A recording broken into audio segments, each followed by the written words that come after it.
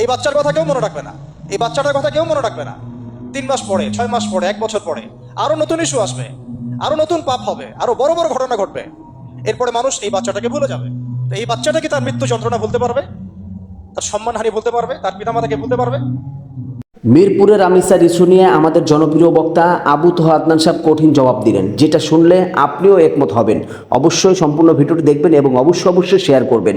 বাংলাদেশের ইতিহাসে এটা আছে যে একটা ঘটনা হলে 2-4 দিন চিল্লাফাল্লা হয়, পরবর্তীতে আরও একটা ঘটনা আসলে এটা ঢেকে পড়ে। এই বিষয়টা নিয়ে আবু তোহা আদনান সাহেব কি বললেন বিস্তারিত শুনুন, তারপর অবশ্যই ভিডিওটি শেয়ার করবেন, কমেন্ট করে আপনার মতামত জানাবেন। এখন প্রশ্ন হচ্ছে, তার পিতাকেও যদি আমরা জিজ্ঞাসা করি, ইসলামে রেপের শাস্তি হচ্ছে মৃত্যুদণ্ড, আর ব্যভিচারের শাস্তি হচ্ছে অর্ধেক কোমর পর্যন্ত পুঁতে পাথর নিক্ষেপ করে হত্যা করা। এবং বিবাহিত ব্যক্তি হলে এই শাস্তি, অবিবাহিত হলে 100 বেত্রাঘাত, 1 বছরের নির্বাসন এবং সমাজ থেকে বয়কট করা। আর ধর্ষণ হলে সরাসরি মৃত্যুদণ্ড। 3 মাস সময় লাগার কথা না, 3 দিনের মধ্যেই করা সম্ভব। এটা শরিয়া আইন, এটা আল্লাহ রাব্বুল আলামিনের শরিয়া বিধান। এখন তারাও কি এটাতে রাজি হবেন? যারা শোক প্রকাশ করছেন তারা কি এই বিধানটা কার্যকর করতে রাজি হবেন? যে ধর্ষককে সবার সামনে প্রকাশ্যে মৃত্যুদণ্ড দেয়া হোক, শরিয়া আইন কার্যকর করা হোক? রাজি হবেন না।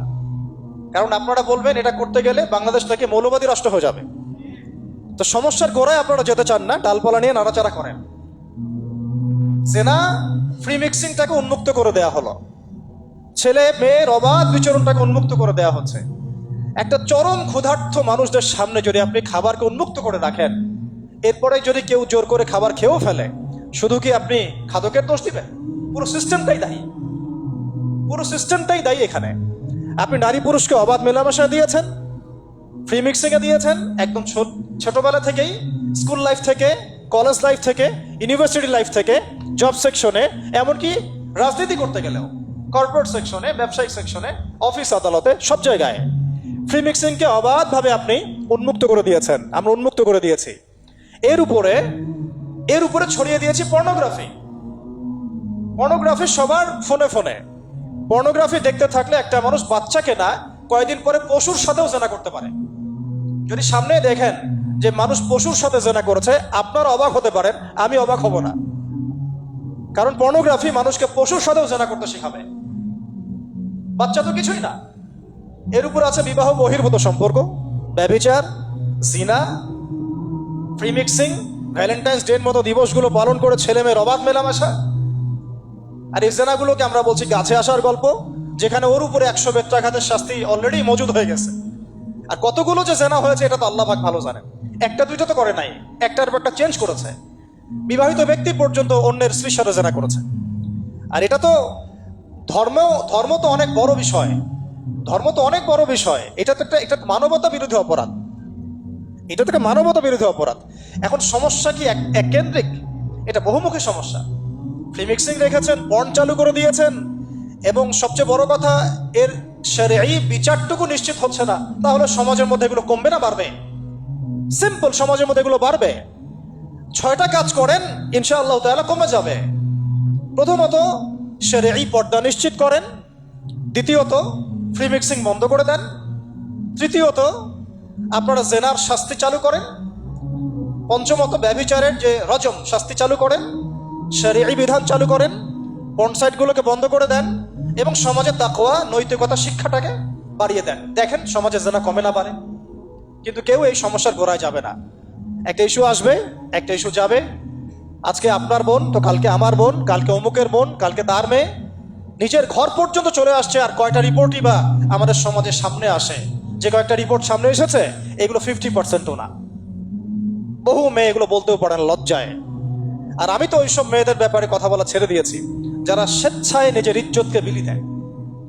তাদেরকে আমি আমার বোন পরিচয় দিতে লজ্জাবোধ করি। সমাজ থেকে গায়রত, ব্যক্তিত্ব, পর্দা, শালীনতা, হিজাব এগুলো উঠিয়ে দেওয়া হয়েছে। আপনারা কি দ্বীনি অঙ্গনের তসলিমা নাসরিন হতে চান নাকি? তারা কি দ্বীনি অঙ্গনে তসলিমা নাসরিন হতে চান? কেন আপনি একটা ছেলের সাথে হারাম সম্পর্কে জড়াবেন? কেন প্রেম করতে যাবেন? কেন আপনি তার সাথে বাইকে করে ঘুরতে যাবেন? কেন আপনি আপনার বন্ধুদের সাথে ফ্রি মিক্সিংয়ে ঘুরতে চলে গেলেন? 3 দিনের রাস্তা, 7 দিনের রাস্তা, 10 দিনের রাস্তা, অথচ আপনার উপর হজও ফরজ না মাহারাম ছাড়া। না আপনি পর্দা মানছেন, না মাহারাম মানছেন, আর সমাজে না আছে ইসলামী শরিয়া আইন অনুযায়ী বিচার, আর না আছে পর্ন বন্ধের উদ্যোগ, আর না আছে ফ্রি মিক্সিং বন্ধের উদ্যোগ, তো আপনার ইজ্জত চলে গেলে কে ফিরাই দেবে আপনাকে? আমি তো আপনার ভালোর জন্যই কথা বলছি। সমস্যা হচ্ছে আমরা সমস্যার গোড়ায় যেতে চাচ্ছি না। আজকে এই কথাটা আমি এখানে বলতে চাই নাই, শুধু কথা প্রসঙ্গে চলে আসছে যে এই যে মেয়েটা কাতরাতে কাতরাতে মারা গেল আজকে, আপনারা দেখে নিয়েন 3 মাসের মধ্যে এই মেয়েটাকে সবাই ভুলে যাবেন। সমস্যার গোড়ায় আসেন।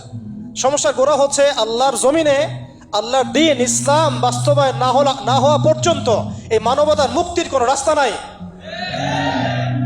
আল্লাহর কসম করে বলতেছি, আল্লাহর জমিনে ইসলাম, কোরআন, সুন্নাহ, রাসূলের আদর্শ বাস্তবায়ন হওয়ার আগ পর্যন্ত এই জাতির স্বাধীনতা বলে কোনো শব্দ নাই, এই মানবতার মুক্তির কোনো পথ নাই। কেউ আমরা স্বাধীন না, কেউ আমরা আমাদের ইনসাফ ন্যায্য অধিকারটুকু পাবো না। কালকে আপনার ঘরে এই সমস্যাগুলো আসলে আপনি এটাকে প্রতিহত করতে পারবেন না। বিচার চেয়ে বেড়াবেন এক মন্ত্রণালয় থেকে আরেক মন্ত্রণালয়ে, ফাইল ঘুরতে থাকবে, আপনার কেস বন্ধ হয়ে যাবে, আপনার বোনের ইজ্জত ফিরে আসবে না। আর রাসূল সাল্লাল্লাহু আলাইহি ওয়াসাল্লামের জামানায় আপনি আমাকে রেপের ঘটনা দেখান কয়টা ঘটেছে? সাহাবীদের জামানায় রেপের ঘটনা দেখান কয়টা ঘটেছে? জেনার ঘটনা দেখান না কয়টা ঘটেছে? ব্যভিচার কয়টা ঘটেছে? চুরি বা কয়টা হয়েছে? ধর্ষণ কয়টা হয়েছে? ডাকাতি কয়টা হয়েছে? একটা দুইটা রেয়ার আপনি ঘটনা দেখাতে পারবেন। এবং যখন সেই ঘটনা ঘটেছে ইনস্ট্যান্ট দেন নবী সাল্লাল্লাহু আলাইহি ওয়াসাল্লাম শরীয়ত আইন বাস্তবায়ন করেছেন। তিনি শুধু মানুষকে তাকওয়ার ওয়াজ নসিহত করেন নাই, বরং আল্লাহর আইনও বাস্তবায়ন করেছেন। এই দুইটা সমানুপাতিকভাবে চলতে হবে সমাজের মধ্যে। শুধু তাকওয়ার ওয়াজ করেই সব বন্ধ করা যাবে না, আইনও বাস্তবায়ন করতে হবে। তখন দেখবেন সমাজ সমান্তরালভাবে চলবে, একটা আলোকিত সমাজ বিনির্মাণের দিকে আমরা হাঁটতে পারবো ইনশাআল্লাহ। শুধু আমি ওয়াজ করে যাব, আইনের কোনো বাস্তবায়ন নাই, আবার আইন বাস্তবায়নে কথা বলবো, তাকওয়ার কোনো সমাজ নাই, এভাবে হবে না। দুটো একসাথে চলতে হবে। আমরা দুটো থেকেই সমাজকে বিচ্ছিন্ন করে ফেলছি। স্কুল লাইফ থেকে তাকওয়ার শিক্ষাটাকে আস্তে আস্তে শেষ করে ফেলছি। আমি তো দেখালাম তাকওয়া তো শিখবেন আপনি কোরআন থেকে, হাদিস থেকে, সিরাত থেকে, সেটাই তো আমরা পড়ি নাই। আমি চ্যালেঞ্জ করতে পারি আমাদের স্টুডেন্টদেরকে, আল কোরআনুল কারীমের 10টা সূরার অর্থ তারা বলতে পারবেন না, হাদিসের মধ্যে 100টা হাদিস তারা মুখস্থ বলতে পারবেন না। রাসূল সাল্লাল্লাহু আলাইহি ওয়াসাল্লাম পবিত্র জীবনী তারা 20 বছরে একটা কিতাবও একাডেমিক্যালি পড়েন নাই। ইসলামের ইতিহাসের একটা কিতাব একাডেমিক্যালি পড়ানো হয় নাই। তাজকিয়া সংক্রান্ত একটা কিতাব পড়ানো হয় নাই। ফিকহের উসুলে ফিকহ ছাড়া আপনি কিভাবে চলবেন? ফিকহের একটা কিতাব পড়ানো হয় নাই।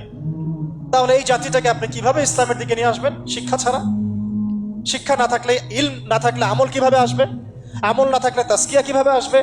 তাজকিয়া না থাকলে আত্মশুদ্ধি কেমনে আসবে? আর কিভাবে আমরা সৎ পথে থাকবো, অসৎ পথ থেকে দূরে থাকবো? কিভাবে আমাদের মধ্যে আল্লাহ ভীতি জাগ্রত হবে? আর আল্লাহ ভীতি যদি জাগ্রত না হয়, আমি গোনা থেকে কেন দূরে থাকবো? যার মধ্যে আল্লাহর ভয় নাই সে গোনা থেকে কেন দূরে থাকবে? তার মধ্যে তো আল্লাহর ভয় নাই। তা আমরা তাকওয়া বিবর্জিত সমাজ প্রতিষ্ঠার দিকে এত মেহনত করেছে বিগত প্রায় 50, 60, 70 বছর থেকে। কিন্তু আগামীর বাংলাদেশে আমরা এটা আর দেখতে চাই না। আমরা আগামীর বাংলাদেশে দেখতে চাই প্রত্যেকটা সেক্টরে যেন তাকওয়া নিশ্চিত হয় এমন ব্যবস্থা গ্রহণ করতে হবে, এবং একই সাথে আল্লাহ রাব্বুল আলামিনের জমিনে আল্লাহর বিধানগুলোও বাস্তবায়ন করতে হবে। শুধু তাত্ত্বিক কথাবার্তা বলে, দুঃখ প্রকাশ করে, শোক প্রকাশ করে কোনো লাভ হবে না, যতক্ষণ পর্যন্ত না আমরা আল্লাহ পাকের জমিনে তার আইন এবং বিচারগুলোকে বাস্তবায়ন করতে পারবো। আর আল্লাহর কসম করে বলছি, আল্লাহর জমিনে আল্লাহর বিধান বাস্তবায়ন হলে সমাজে পাপের হার তো কমে আসবেই। সমাজে পাপের হার তো কমে আসবে। কোনো কাফের, মুশরিক, মুরতাদ জনগোষ্ঠী আমাদের দিকে চোখ তুলে তাকাতে পারবে না ইনশাআল্লাহ। আমাদেরকে দাসত্ব শৃঙ্খলে আবদ্ধ করতে পারবে না ইনশাআল্লাহ। সব কথার শেষ কথা ভাই, যে আমরা দুনিয়াতে এসেছি লিমিটেড টাইমের জন্য। এই সময়টুকুতে যদি আমরা হেলায় ফেলায় দুনিয়ার জীবনটাকে নষ্ট করি, আমাদের দিনটাকে ঠাট্টা ছলে গ্রহণ করি, কোরআনকে মূল্যায়ন না করি, হাদিসকে মূল্যায়ন না করি, আল্লাহর এই সুযোগগুলো, রমাদান, এই কোরআন, এই তারাবি, এই তাহাজ্জুদ, এই সাদাকা, এই তাকওয়া, এগুলোকে মূল্যায়ন না করি, তাহলে ক্ষতিগ্রস্ত আমরা হব, আর কেউ হবে না। ক্ষতিগ্রস্ত এই পৃথিবীতে অন্য কেউ হবে না, বরং আমরাই হব। আল্লাহ পাক আমাদের সবাইকে পরকালীন চূড়ান্ত ক্ষতি থেকে আল্লাহ হেফাজত করেন, এবং দুনিয়াতে যে ফিতনা, ফাসাদ, এই রাহাজানি চলছে, এগুলো থেকে মুক্তির পথ যে একমাত্র ইসলাম, এইটা বোঝার তৌফিক আমাদেরকে দান করেন। যাই হোক দর্শক মন্ডলী, সম্পূর্ণ ভিডিওটি দেখতে পারলেন। আসলে এই বিষয়টা নিয়ে আপনার মন্তব্য কি কমেন্ট করবেন। ভিডিওটি ভালো লাগলে লাইক এবং শেয়ার করে দেবেন। তো সম্পূর্ণ ভিডিওটি কন্টিনিউ করার জন্য আপনাকে অসংখ্য ধন্যবাদ। তো সবাই ভালো থাকবেন, সুস্থ থাকবেন। আসসালামু আলাইকুম ওয়া রাহমাতুল্লাহি ওয়া বারাকাতুহু।